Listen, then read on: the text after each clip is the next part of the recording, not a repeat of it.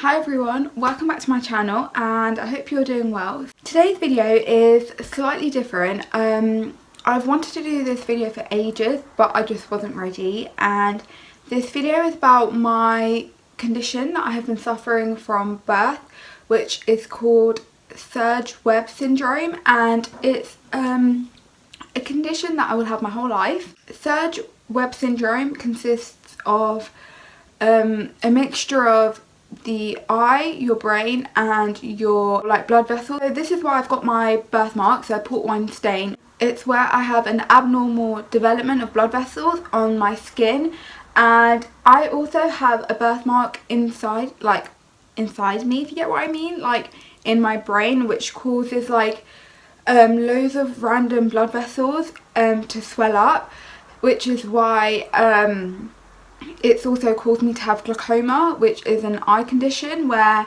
your pressure in your eye is really high, and it basically means that you really have no vision and your vision over time could decrease, which is what's happening to me at the moment. The brain, where it's the swelling of the brain due to the blood vessels, can lead to epilepsy and seizures, which, touch wood, I haven't had any my whole life. So I just felt like it was really important for me to talk to you about this condition, because not many people suffer from Sturge syndrome, because it is a very, very rare condition, especially to have it to an extent which I possibly have, where it's affected me in all different ways. So I just wanted to share it with you, because I know that not many people realise what conditions people may have and how it affects them inside of their body. And on the outside they could look completely normal, but no one would understand what they have gone through or what they are currently going through. And the one thing I love about making my YouTube videos is that I love helping people, and I just wanted to share it with you guys, because I feel like there are a lot of people out there who have conditions that aren't ready to share them, which I wasn't until I'm filming this video. And I just want people to know that they are not alone, and that although they may be suffering through something, that they can get through it. And I'm so lucky to have family and friends that support me. Although it's been really hard, going through this, I'm happy that I've got people that know what I'm going through. So not all my friends know exactly what I'm going through, to the ins and outs, because I just wasn't ready. Only one friend, hi Amy, if you're watching, knows what it's called, the Sturge syndrome. And it's I felt so alone with my condition, because when I was at the hospital at Great Ormand Street, which I swear I've been my whole life, the eye clinic, it was literally just me suffering from this Sturge syndrome. They said that I was literally one of the only few people at this hospital who had this, and it was a very rare case, and although people might just have glaucoma, they might just have a birthmark, and they might just have a neurological disorder, mine have all combined the three together, making everything a little bit harder. And I wanted to show you everything that the different operations I've had, and how it currently is, and to show that there may be conditions that people have that not everyone knows about, and to just to help others, I guess, because I used to feel so alone, as I said before. By the way, disclaimer, this video will be very long and I'm going to be rambling, as you can probably tell, and I might repeat stuff over and over again. It's just I have a really bad memory, so yeah, that's just probably what's going to happen. And anyway, literally just forgot what I said, but yeah, I felt really alone, because as I said, I didn't know many people who suffered from this. In fact, I know no one. And it was only on Sunday where I went back to Great Ormand Street Hospital, because now I'm at a new hospital, and I joined something called the YPF, which is a Young People's Forum, where those who have been a patient at GOSH for either their whole life or are still there, they come together, and it's not even a support group, it's just where everyone just talks about what they've gone through. And especially for those who go to Great Ormand Street, they would know that they've got one of the rarest conditions in the world, where they have to be treated by specialist world doctors. And going to that hospital makes you feel like you actually are quite alone, because everyone's got such a unique condition that it's quite hard for doctors to treat you, because one case could be so different to another person. And it was just so nice because I could talk to someone about having to be in hospital for ages. When I was younger, I was in hospital for quite a bit, and it was just nice to talk to someone and others my age going through the exact same thing, where they honestly just look like a normal person attending school, blah blah blah, but you don't realise until you actually speak to them and what they've gone through. So with me, people can tell I've got birthmark, and people just think it's a mark, however they don't know what it's from, or like what's happening inside my brain, or my eye condition, just thinking I've got an eye problem. But it's a lot more in that, and I don't think people actually realise.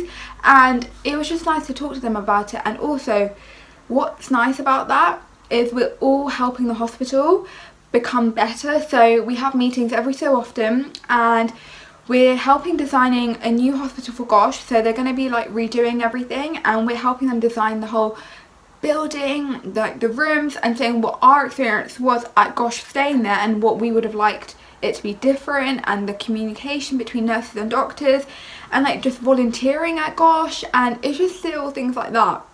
And it was just so lovely to be able to do that. And I obviously, going back to Gosh, brought back memories. So I literally had to go to the hospital, and obviously when I've gone to Gosh, not all of it's been amazing.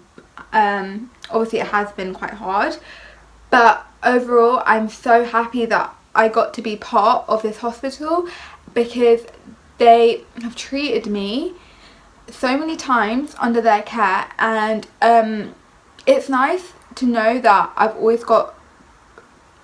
can always go back to the hospital to help them how they've helped me. Hence why I also cut my hair for them, like for charity, because of what they've done for me. And yeah, so I used to feel really alone, and I just want to share with you exactly what the syndrome is and explain to you exactly what I've been dealing with. So yeah, I'm going to try and start now because it is going to be very long, so I'm very sorry about that. And yeah, when I was born I had an MRI scan which showed that my the blood vessels in the brain, which were abnormal, I was lucky enough, touch wood, that they cause swelling to the brain but not that much to cause epilepsy or seizures.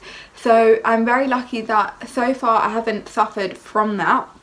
But nevertheless, they did say that in the future I could still end up having a seizure or epilepsy because of how abnormal they are and how big. As you can tell, it's quite a lot of abnormal blood vessels put together. And just imagine this in the brain, where you've obviously got different parts of the brain controlling different things. So they did say, because this is a type of neurological disorder, they did say that I could have learning disabilities and I could have problems in the future, which so far, touch wood, I haven't had that many problems. So they did, and they said that other things that could happen is that I could have like muscle weakness, and I could have really bad migraines, which I have had a few, but it hasn't been so bad. But there are just these different signs that I need to look out for. And alongside this syndrome, I also have an eye problem, which is called glaucoma.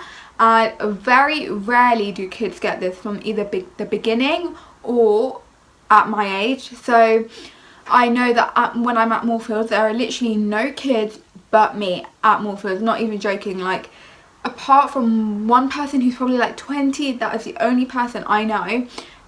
Like, and what I've been told from Moorfields, saying that you're the youngest person at Moorfields to be served for glaucoma in the clinic. And even at Great Ormand Street, there wasn't very many people with the glaucoma, with the condition that I have, especially due to this syndrome.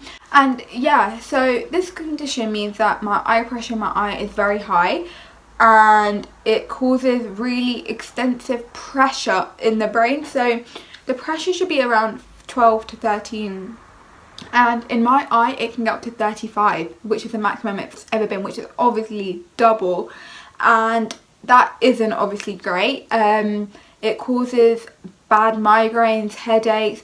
I feel like I just want to sleep. I feel like I'm gonna faint.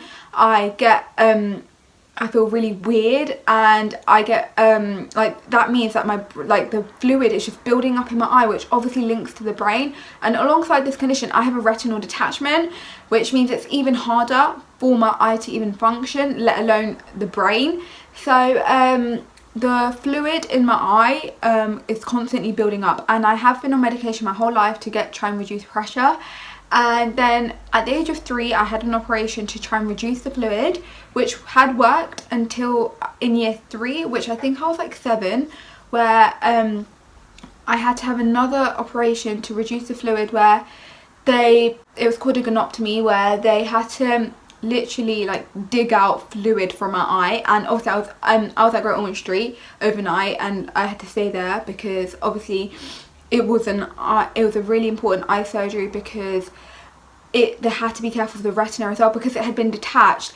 The further it detaches away, the worse my vision will get, because it links to the brain, and for it to move, like the retina, it causes more swelling to the brain. So therefore I was at risk of having brain problems, such as they said. I remember them saying that I would have learning disabilities, and like I could have problems with like my movement in the body. So my left side of the body would be weaker than my right side, and I just have loads of different problems. So they had to do that operation, and then everything was okay until year 6, where for some reason that didn't work, and it was getting to the point where my vision was like getting worse and worse, where they didn't know what to do. And then luckily a doctor, I think, who had come from America to Great Ormand Street, suggested that I should have radiotherapy. And the Great Ormand Street, they don't do radiotherapy at their hospital, however they do it at St Bart's, so they would send other kids maybe with cancer or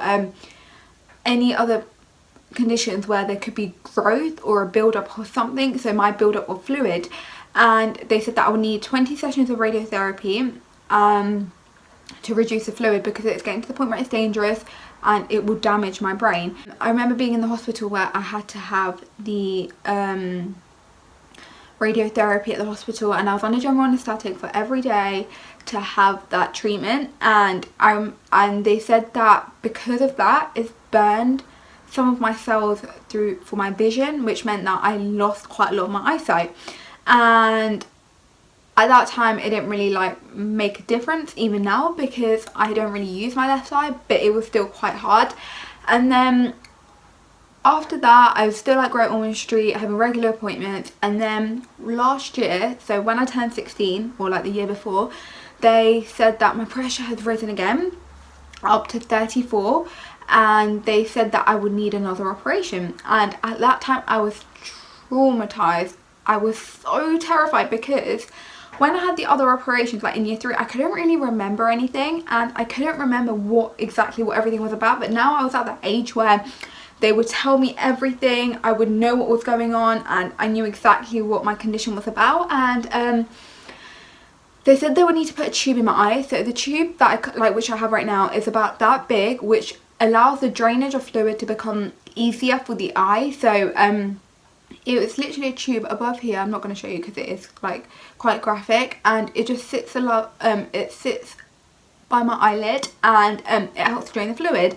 So I had that done in December, and I remember being really stressed out about that. Like, I don't think I could have gotten without it through my friends and family, because I was so scared and terrified. Like, I honestly remember being so stressed. I literally would never want to go back to that day again. It was the worst day. I remember being in the hospital terrified of my life, like, because I remember them saying that if they do move the retina, or if they do damage something, like, obviously there's going to be loads of risks, but this one was extremely unsafe, in the sense that if they were to damage any of the parts to do with the retina, I would be having problems with not only my eye, it would link to my brain, and that scared me a lot. Like, I was doing the year I was doing GCSEs, I was just so scared.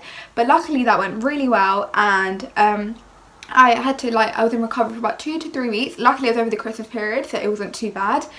And I was just resting at home. I loved chilling. I was obviously not doing any work at all, and like my dad was at home every day, which was so nice. So we were just chilling the whole day, and I was just resting a lot, because we had a lot of appointments like every few days I did have to go to Moorfields to make sure that my eye was doing okay.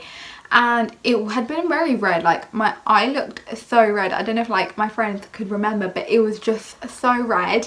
And then I was not on any drops for about 2 to 3 months, which is amazing because I used to be on so many drops. And then after March, they realised that my pressure had gone up again and it went up to 30, which they tried controlling, but it just wasn't working through eye drops. And they said that another way to do this is having another operation where they would remove the stitch from the eye, so the tube in the eye, so that would make the tube a bit bigger. And although that was like not a major operation, it was only an hour compared to the other one being 3 hours, it was still terrifying because of what had gone through in December, being really scared. I had to go through that again, and I wasn't as scared, but I was still really nervous because of the same risks. And that operation did go well. However, when they did remove out the stitch, they did say that because of my condition, there would be a lot of inflammation and a lot of problems to do with my eye. So they said that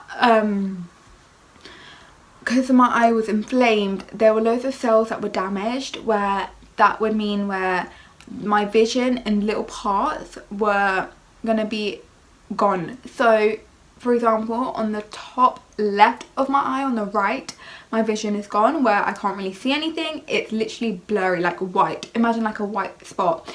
And that had obviously been due to the cells in the body, in the eye, like completely being killed off, because due to the inflammation taking over from the stitch. And they try to keep the inflammation like minimal by giving me on drops, and I was probably about on 19 to 20 drops the most, where they had like pressure drops, inflammation drops, like steroids and everything, like beta blockers and stuff to maintain the pressure, the eye, like the inflammation, because the higher the inflammation, the worse my eye vision gets. And then about, I think like last year in November, I could lose my eyesight, and obviously that was like really scary because I was just so scared, because I knew that all the other operations I had, it had the same risks, and I knew that this could happen to me because they did say from the day one that my vision will keep going slowly and slowly. But for them to say because of inflammation and that through the surgeries I've had that my vision is going down and that I could be losing it any time was like really hard to hear. And I just got really scared. I remember like coming home and crying so much because I was like really worried as to what would happen. Like, I know I met someone at the hospital and she was like 35, like I remember her saying, and she said that from the same operation I had, she had lost her vision and she's blind in the right eye. And that just really scared me because I was thinking of that, and I just got really worried. And I've like been really scared of that ever since, because obviously it links with the whole brain, that, and I was just worried that if that would lead to anything else, like with the epilepsy and seizures. And it had been so scary because I remember just having appointments every like other week because they needed to make sure that my vision was okay, because like they would ask me to cover up my right eye with and see what letters I could see, and I just like the times where I can't see anything just scares me so much. So they would have like massive letters and it would go down to small. So luckily my right eye I can see pretty much most of them with obviously glasses, but with my left eye I couldn't. And I remember just like being so scared because it was literally all blurry. And they said to me, they did another test where they would see the back of my eye, and they did say that there are parts of it which are swelling up, and that was like really like scary because I was just like, I don't know what's going on, and I literally didn't know what to do. And for them to tell me that I could potentially be blind really scared me, because I just wouldn't ever like have expected it. Like I knew that from the beginning, but yeah, it was just really hard. And I just don't want to face that day if that does happen. But yeah. They decided to do another test where they brought the letters closer to me, and I was just so nervous because it was so hard for me to accept what would be happening. And then luckily they said I was able to see a letter really close up, and they did say that that means that it should hopefully be okay. And they did want to keep checking up on me because they were obviously really worried with my eyesight being damaged. And ever since then, November, I've been having appointments every 3 to 4 weeks up until December, where luckily I was able to see some more letters. And they did say that through the eye drops, slowly the inflammation has been getting better. And I was just crying with joy because I was so happy. And they said that I won't have to see them for about 6 weeks, and that was so lovely for me to hear because I had been going to the hospital every week, like every 1 to 2 weeks, and to not go over the whole Christmas period until beginning of January was just so nice because it was a nice break not having to go there. And yeah, it was just nice for me to not having to go to the hospital. And then the appointment I had in January, it has been going well, luckily. My pressure went to 17, and they said that was really good. Although the inflammation is still there are still many cells. They did say at least the pressure is low, which is the main thing with my eye drops. And I'm still on all the other drops, and they are thinking of changing one of my steroids and my beta blockers because I've been getting really bad symptoms like anxiety, tiredness, like where I feel like I'm gonna faint. And hopefully they can change that soon, but they said they don't want to because of it going so well. And they said that if I change it at this point, they don't really know what would happen, but I could be on anxiety medicine soon to help me like balance it all out. They're just gonna wait a little while. And yeah, so basically that's the story with my eye. And in the future I just need to make sure, like I just really want like my whole retinal detachment not to detach anymore, and for it to like the fluid to drain out, because there are other things that could be done to reduce the pressure with like injections and stuff, but they don't want to do that because of it being a high risk to the retina, and due to the birthmark, and due to like the whole swelling in the brain and the blood vessels. And yeah, so I'm basically at the stage where the only thing that will help right now is eye drops. So there was like last year a point where eye drops weren't working, and that was quite scary because if eye drops don't work, there's not really anything else to like manage it. But so far so good, and that's what it is with my eye at the moment. And like the ways my eyes is inflamed is that it'll get really red sometimes. Like sometimes I'll be at school and it'll be really red and I get really scared. And there'll be times where like I'll be at school and I'll literally just close my right eye and it's all blurry, and it gets really, like I get really scared because I'm like, what the hell is happening? And then sometimes like I remember before, like last year, like after school I'd literally throw my dad and be like, my eyes are so red, I don't know what to do. And then we'd have to go to A&E, but we couldn't go to my local A&E because they didn't really know much about it, and like they were really bad, so I would have to go all the way to Moorfields, and it would just be really scary the whole time. I didn't know what was happening, and they would have to do loads of different tests, like visual field tests to check like my vision. And so what I still have left is a middle bit and a bit on the top above. So my left, like if you were to do like your peripheral vision, that for me is not there.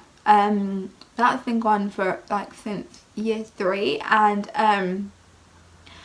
that's just been there ever since. And then obviously the top right happened over the years, so I've still got a bit of it left, and yeah, that's how it is at the moment. But fingers crossed, touch wood, that the eyes will hopefully it won't get better, but hopefully we can manage it how it is now. And with my birthmark, I've been having laser treatment my whole life, every 6 months, where they've been trying to reduce the pigmentation because they don't want the cells to keep growing, because that means that like it's to do with like the blood vessels, and they don't want it to get darker because that will risk the increase in the swelling of the brain. And it's so weird because obviously it just looks from my face that it's a mark, but there's a lot more going under.